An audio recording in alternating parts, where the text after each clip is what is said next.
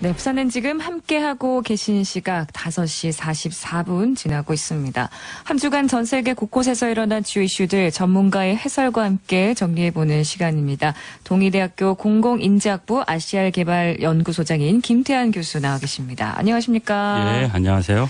네, 문재인 대통령이 지난주에 취임한 이후 외교적으로도 또 바쁜 행보를 보이고 있습니다. 일단 그렇죠. 트럼프 미 대통령이 해외 정상으로는 첫 번째로 전화를 걸어왔네요. 문 대통령의 취임을 축하하고 또 한미 동맹의 굳건함을 또 국내외에 과시했습니다.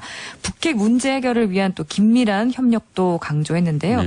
6월 말쯤에는 또 정상회담도 예정돼 있는 상황인데 먼저 이 자세한 내용 좀 정리해 주시죠. 맞습니다. 예, 맞습니다. 그 문재인 대통령이 지난주 수요일 날 10일이죠. 정오에 취임식을 했는데 그 이후에 첫 번째 외국 정상으로 트럼프 대통령과 통화를 했고요.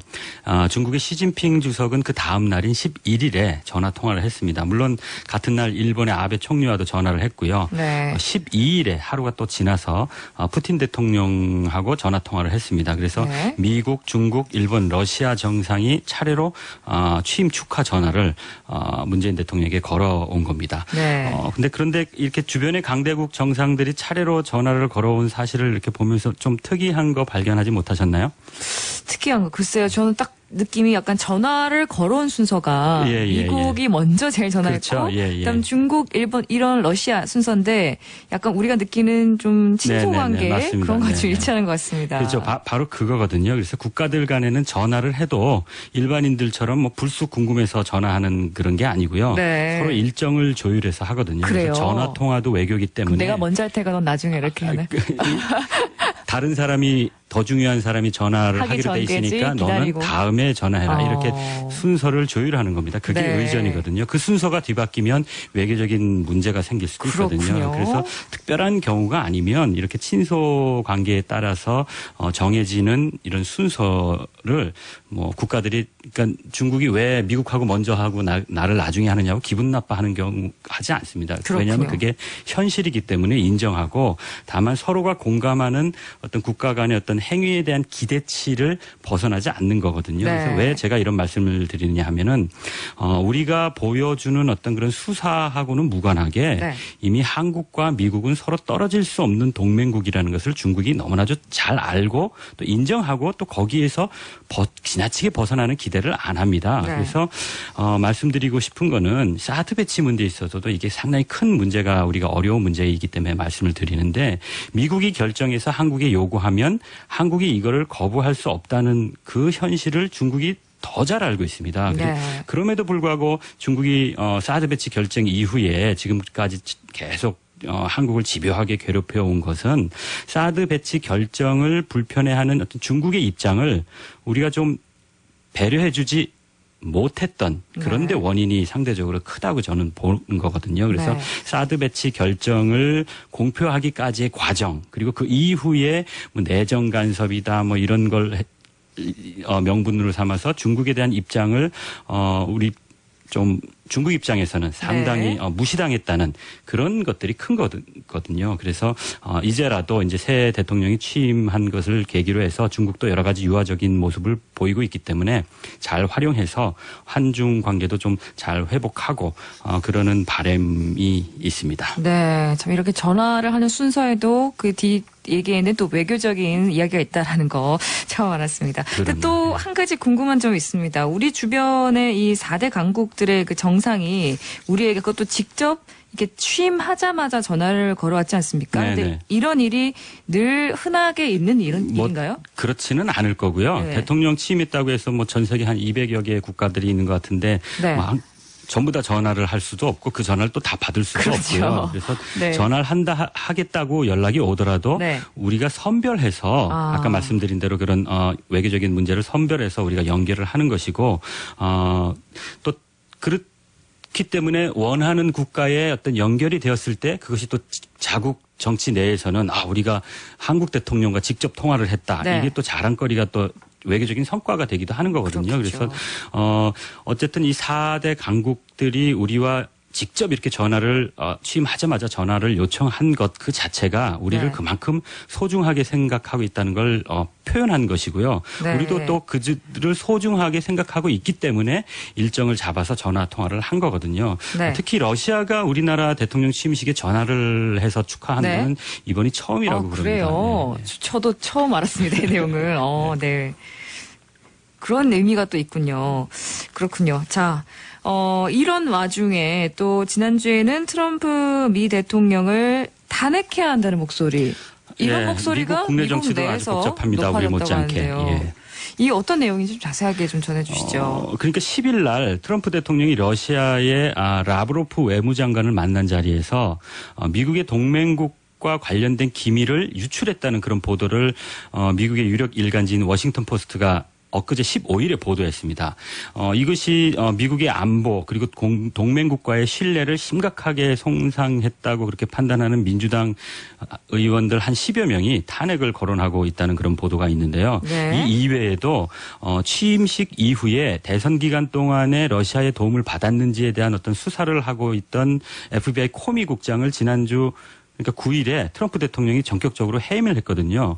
네. 그리고 또 뉴욕 타임즈는 어제 기사에서 해임하기 이전부터 벌써 지난달 2월 달부터 코미 국장에게 자신의 러시아 스캔들에 대한 수사를 중지하라고 압력을 넣었다는 그런 보도도 있었습니다. 그래서 네. 이런 일련의 일들을 제가 나름대로 종합해 보면 대선 기간 동안에 적성국의 도움을 받고 취임식 이후에도 동맹국에게 제공받은 정보를 적성국에게 제공하고 네. 이와 관련된 수사를 진행하는 FBI 수장한테 압력을 행사하고 급기야는 10년 임기가 보장된 그 FBI 국장을 해임한 거 이런 게 모두 사실이라면 미국 안보 그리고 미국의 동맹국에 대한 심각한 손상을 입힌 거고 또 미국 법의 테두리를 넘어서 네. 권력을 남용했다고 그렇게 해석할 수도 있거든요.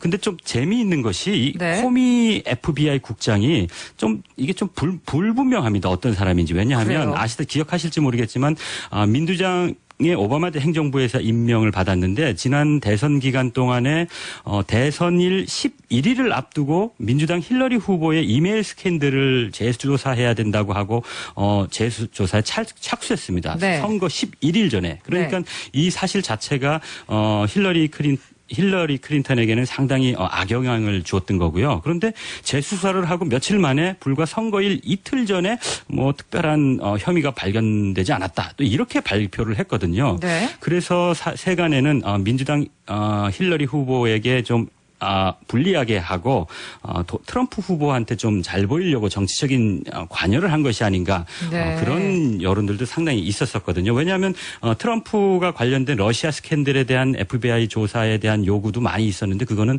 묵살했거든요. 네. 그런데 이번에 정작 트럼프가 대통령이 되고 났는데 이제서야 그 러시아 스캔들을 조사하고 이를 중지시키려는 트럼프의 압력을 받으면서까지도 조사하고 그래서 해임을 됐다고 그러니까 이거 뭐 정치 외교 이런 것에는 사실은 우리가 언론을 통해서 아는 것보다 모르는 것이 더 많은 것 같습니다. 그래서 네. 어쩌면 보여주고 싶은 것만 보여주는 정치와 외교의 어떤 그 행위자들 에 대한 정보들을 네. 국민들이 알고 싶은 것을 좀 알려주는 그런 임무를 수행하고 있는 언론과 미디어의 역할이 미국이고 한국이고 상당히 중요하지 않겠는가 그런 생각을 또 한번 해봅니다. 네, 그렇군요. 참 언론과 미디어 역할 중요하다 이런 말씀하시니까 저도 한 사람의 언론인으로서 좀 책임감이 느껴지는데 말씀하신 것처럼 각자가 이런 종사하는 분야에서 업무를 잘 수행하는 거 이것이 결국 또 애국이고 또 정부도 복잡하지만 그럼요. 중요한 국제관계에서 국익을 위해서 또 그 역할을 잘 해나가는 데 기여하는 일이 맞습니다. 아닌가 생각해 보겠습니다.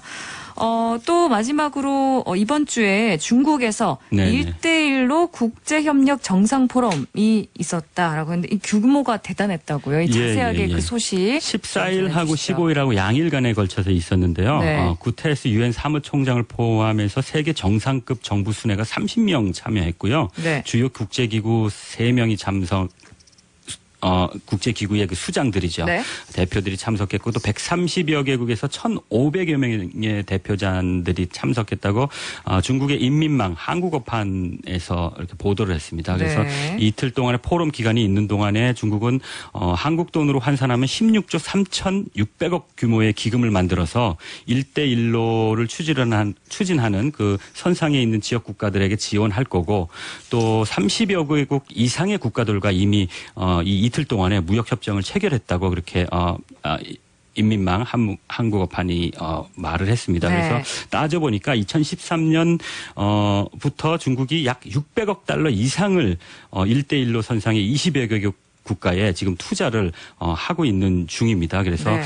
국제사회의 인심을 얻기 위해서 중국의 물량 공세가 상당히 크다고 큰 모습을 그렇게 볼 수 있는데요. 제가 네. 주목하는 것은 1대1로의 어떤 그 은행 역할, 전주 역할, 자금을 대주는 역할을 하는 아시아 인프라 투자은행이 있는데 여기에 상당히 비판적인 시각을 가지고 있는 미국과 일본이 여기에 참석했다는 겁니다. 네. 참석을 하고 더욱이 일본의 대표로 참석한 도시히로 자민당 간사장은 시진핑 주석을 면담하는 자리에서 아베 수상의 친서도 전달하고 네. 또 미일 간의 일본과 중국 간의 정상회담에 대한 그런 이야기도 했다는 그런 이야기들을 일본 매체들이 전했는데요. 그래서 네. 갈등할 때는 갈등하면서도 협력과 화합을 계속 이어가는 그래서 서로의 자국을 이익을 위해서 고분분투하는 이런 모습이 참 좋아 보이기도 하고 그래서 네. 이제 새 정부도 열심히 국익을 위해서 일할 때가 아닌가 그런 생각을 해봅니다. 네, 참 그동안 잠시 좀 정체돼 있었던 외교 분야 새 정부에서 또 새로운 기회를 맞이하길 또 모두가 또 응원해야겠죠. 네. 네, 오늘 말씀 여기까지 듣겠습니다. 감사합니다. 네, 감사합니다. 지금까지 동의대 아시아개발연구소장 김태환 교수였습니다. 네, 부산은 지금 저희는 내일도 오후 5시 10분에 여러분 찾아뵙겠습니다. 지금까지 아나운서 이지연이었습니다. 함께해 주신 여러분 고맙습니다.